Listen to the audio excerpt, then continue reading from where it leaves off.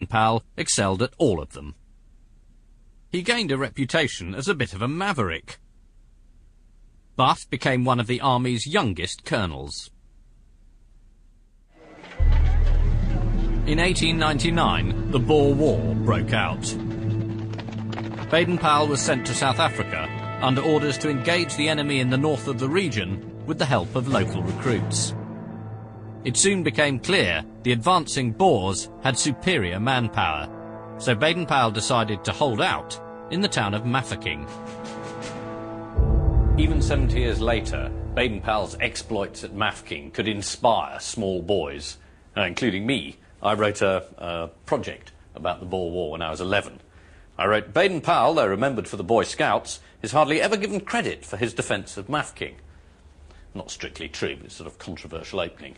It's very important in histories. He got the men to obey him to the letter, and they succeeded doing as they were told. He baffled the enemy with bluff and tactics. And here he is,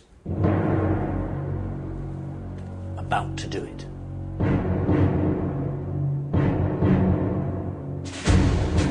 Right from the outset, Baden-Powell was heavily outnumbered. There were about 2,000 armed men in Mafeking. 1,100 of them whites, the rest natives, and only about a quarter of all of them had any sort of military training. These lot were facing 6,000 Boers. This was no ordinary engagement, and it tested Baden-Powell as a leader and a strategist. It also crystallised the ideas that would later form the core of Scouting for Boys.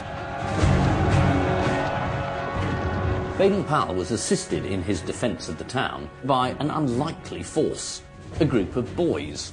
Gathered together before the siege started, they became a sort of unofficial cadet corps. They performed a vital role taking messages between the various defenders, often on bicycles and under fire. In later life, Baden-Powell would recount the stirring story of the cadets at Mafeking to inspire English boys. I said to one of these boys on one occasion, "You will get hit one of these days riding about like that when shells are flying." And he replied, "I pedal so quick, sir, they'd never catch me." Would any of you do that?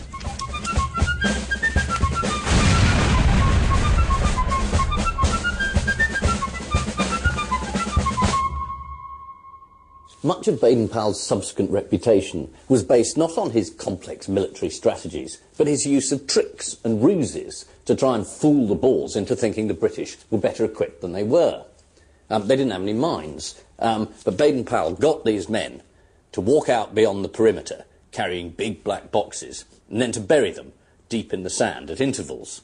Then later on, he let off a stick of dynamite in the same area, and the Boers were convinced they were laying a minefield. Another of his tricks was to stake out all these posts along the front and then to have men moving between them as if they were laying barbed wire. They weren't, because they didn't have any barbed wire, but the Boers couldn't see that, and so they believed that the whole of this front here was fortified. Again, I mean, it was a sort of slightly bonkers, but a brilliantly effective ruse. Despite such daring innovations, Baden-Powell's problems magnified. The town was shelled. Many were injured or died.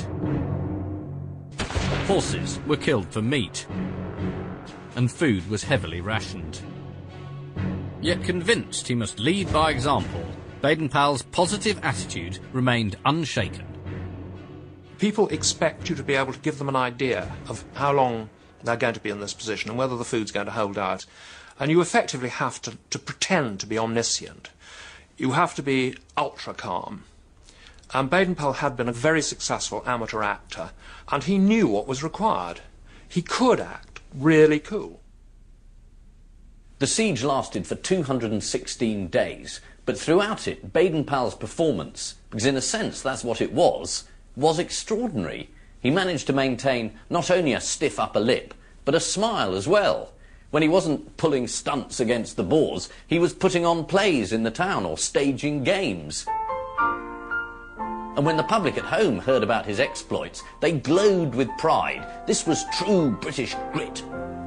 Bravos for BP, ring, ring, the bells ring. Bravos, bravos, bravos, for Mafeking's king are here.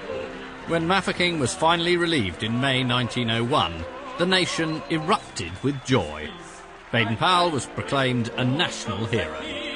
To die for our duty, our fortune may be, and we'll never give in, said BP.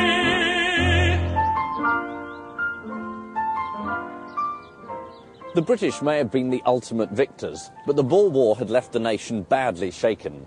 Mafeking was one redeeming highlight in an otherwise undistinguished colonial war. And one of the reasons the British Army performed so badly was that compared to the Boers, the healthy, outdoor farmers-turned-soldiers, the British troops had been weak and sickly. The Director-General of the War Office had even issued a memo warning that between 40 and 60% of the men trying to enlist had been declared unfit for service.